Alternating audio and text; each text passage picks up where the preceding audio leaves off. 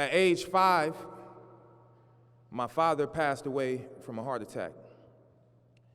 And shortly after, life changed. My mom being a single parent, we didn't have any money, so life was pretty hard. The worst thing about being poor, especially back then, is you find out you poor in front of everybody. You kind of don't know you're poor. You know, you think everybody's household is the same. It's not till you go to school that you realize somebody walk up to you and say, hey, why your Nike sign turned upside down? Them ain't real Nikes. And then you like, I'm not wearing real Nikes? For about a year, I was about 6 years old now. I was still in elementary. I told myself, my dad got a rich uncle. He gonna come pick me up and he gonna save me from this place. Because life was hard. So every day from after school, I would walk home and I would walk really slow because I wanted him to see me. Don't ask me where he was coming from, but I just told myself, my dad, his brother on my dad's side, he gonna find me, he gonna come save me, he gonna pick me up, he gonna be in a limo, he gonna take me to Toys R Us and KB Toy Store. Back then it was KB. I wanted to go to KB Toy Store, and he gonna take me to the toy store, he gonna say, hey, I'm your uncle, I'm here to save you, get in the car, go to the toy store, you can get any toy you want. So I used to walk home slow, giving him an opportunity to find me. And every day I get home, my mama is like, why is it taking you so long to get home? We live around the corner from the school. Now, I did not want to tell her that I was waiting on this uncle. So as a kid, I just fumbled around with words, and eventually I got whipped. She whipped me, she spanked me. But it was okay, because tomorrow my uncle was coming. He was coming. So the next day, school is out, I walk home really slow, because my uncle was gonna come save me. I get home, I'm 20 minutes late, I get a spanking. This went on for the whole semester. About the turn of the semester, which, you know, when you're a kid, you don't really know time, so it felt like forever, but it was probably like 3 months. So after 3 months, I said, you know what? I know why he ain't here. He getting lost. I keep walking the same way every day. He on the other street. So I began just taking alternate routes home, really, seriously. I just began walking anyway, saying he might be on this street. You've been walking the same way, you got to zigzag a little. Of course, that put me home even later, got me home even later. More whippings, but that was worth it, because my uncle was coming. He was gonna come save me from this place. My uncle was coming, he was coming. After about a year, it hit me. Boy, ain't nobody coming to save you. And not too long after that, I got involved in criminal activity and all kind of other crazy stuff that the statute of limitation ain't up on, so we ain't gonna get into that. Because I said, I gotta save myself. And at the time, I was surrounded by criminals, so that's what I became. They're like, hey, your Nike sign is upside down. You want me to show you how to get some money so you can get some real Nikes? And I'm like, yeah, come on. Because I just wanted to be saved. It worked out for a while. I had my first daughter, Rihanna, when I was about 18 years old, and I was scared out of my mind. So I began to hustle even harder. And my mom would tell me, like, hey, you have a lot of talents. You should be focusing on your talent. But at the time, it did not resonate with me. Those words did not resonate with me. So I'm hustling. You know, the funny thing is, and she's gonna get mad at me, my daughter nickname, till she became a teenager and forbid me to ever call her this, her nickname used to be Noodles. Why did I call her Noodles? I didn't know kids were so expensive, man. After pacifiers, onesies, diaper genies, Gerber, Similac, we had no money for food. All we was eating was noodles. All I had enough money was to buy noodles. And I used to be mad looking at her eating them noodles like, man, you taking all my money. I did not know they was expensive. So, noodles. Anyway, one day, some stuff I did caught back up to me. And I was ambushed, and I was stabbed in the back of the neck 3 times. I had holes in my neck this big. It was right outside of my sister's house. I had actually went there this morning. This is important. I had went there on this particular morning because my daughter was at my sister's house. And I wanted to see my daughter. So I went there, and some things I did caught back up to me on that day. Lord, behold, I'm bleeding to death while holding my daughter. I can't feel my legs. My fingers are tingling. And at the time, Rihanna was about 2 years old. And she doesn't know what's going on. She's touching my face. My sisters are panicking. They're calling the ambulance. And I'm saying, damn, I just abandoned my daughter the same way my dad abandoned me, for different reasons, but I just left her here. So I fought really hard. I made all kind of plea bargains with God. Just let me live. I'll change my ways. I'll change the way I think. I'll start tapping into my talents, make money different ways. I made all kind of plea bargains. Obviously, he's graceful. I'm here. So that heinous attack on me taught me that karma doesn't have an expiration date. Karma knows your address. What goes around comes around, but when it comes back around, it picks up steam. In the entertainment business, I met this guy named Brian Waters, one of the most influential guys I ever met. Now, Brian grew up different from me. Brian grew up in Santa Rosa. That's up north. That's where the rainbows are and the balloons and ponies exist. He comes from a very, very different world from me. So I used to tell Brian all the time, we would talk, yeah, I need to get this money. You know, I want to be able to do this and do that for my kids. I want to take them here. I want to take them there. I want to be able to buy them stuff. I need to get this money. I got to get rich. And Brian would tell me, no, life ain't about money. But that's because you grew up with real G.I. Joes. Of course it's not about money to you. It's about money to me.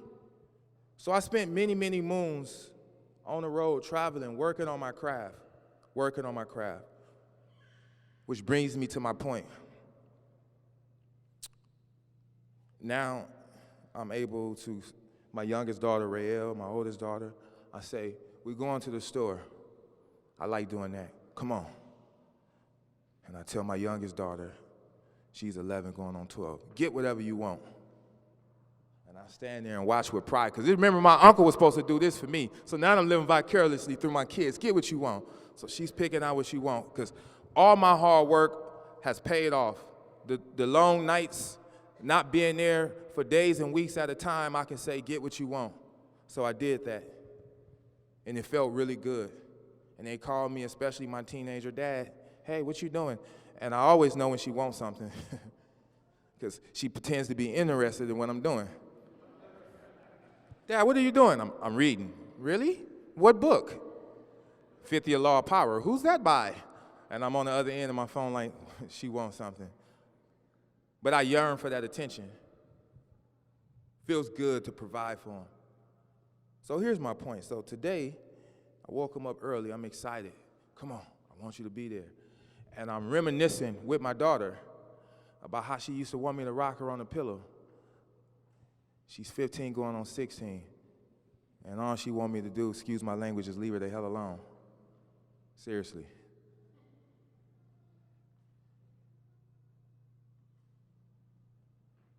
Chasing this money, I missed parts of her life that I would never get back. It's gone. It's gone. Chasing this money. Listen, money don't have no owners, only spenders.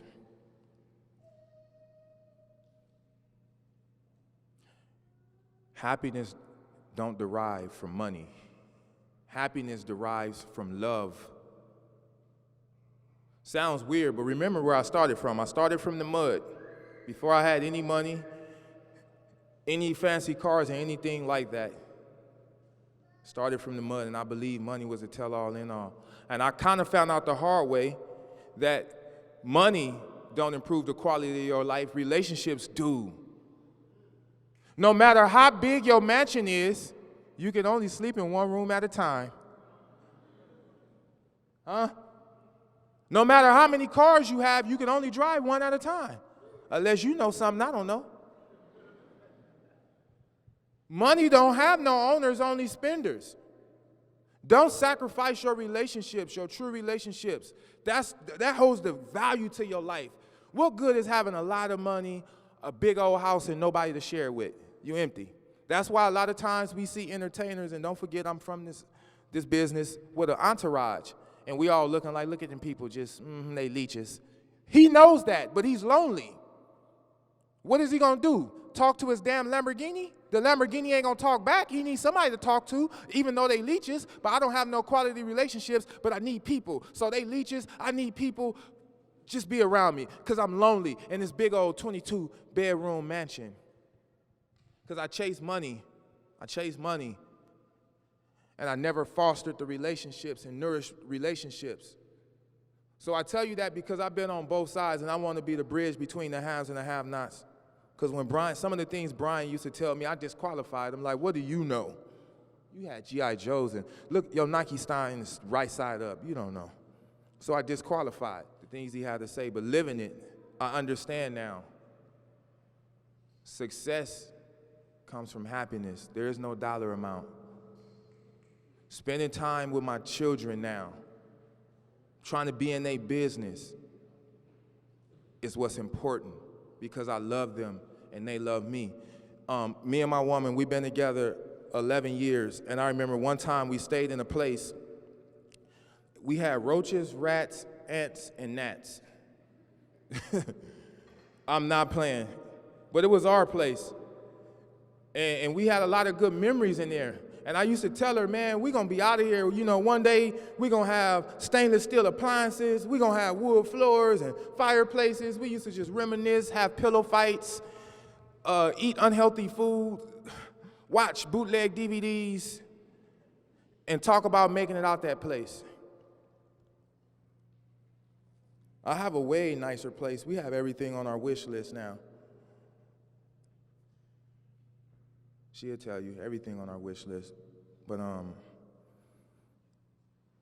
we work all the time. We're never really there. And that place we had roaches, rats, ants, and gnats, there was a lot of love there. We were there.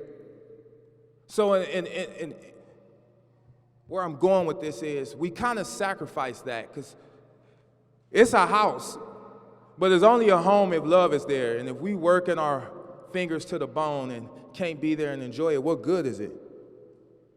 The point that I'm trying to advance is love is what makes you happy, not things.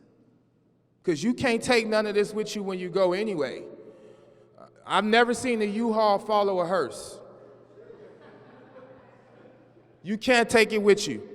The Egyptians tried that. You see how that worked out for them. So love people. Foster those relationships. Because that apartment with the roaches and rats and ants and gnats, the love that was in there, she made it feel like a mansion. If I gave you a free trip to Dubai, but you had to go by yourself, it would probably suck. You want to share that experience with someone else. So the way this society is set up right now, we're making material items more prevalent. We're drawing our love for material items, but you can't fall in love with material items, because no matter how much you love your watch or how much you love your car would never love you back. No matter how much you love money, money would never love you back. Therefore, that deems that relationship you have with money null and void.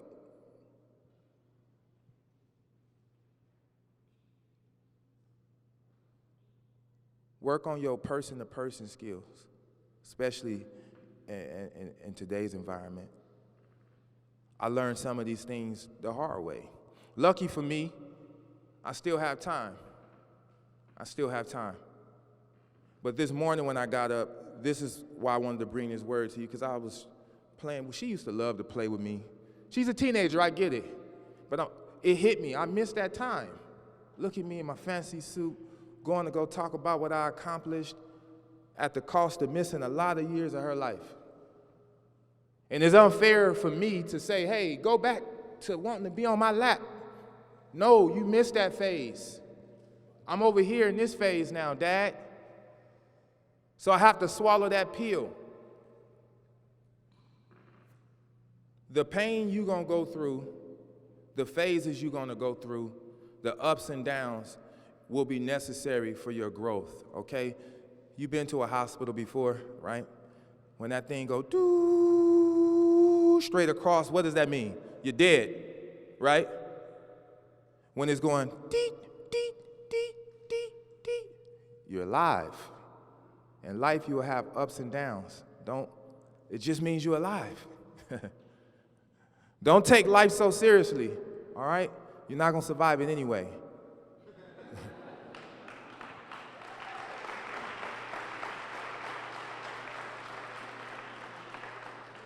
Before I get out of here, a few points I hope resonate with you, and I want to reiterate them. 1, money doesn't have any owners, only spenders. Can I get you to say that with me? Money don't have any owners, only. 2, it's not how you start, it's how you finish. Can I get you to say that? It's not how you start, it's how you. Because some of y'all start out like me at the very bottom, and it's hard, and you're going to run into roadblocks. But the same boiling hot water that makes the potato soft makes the egg hard. Love births happiness. Happiness births success. Happiness births success. Not mansions. Happiness births success. Thank you for your time. I appreciate you.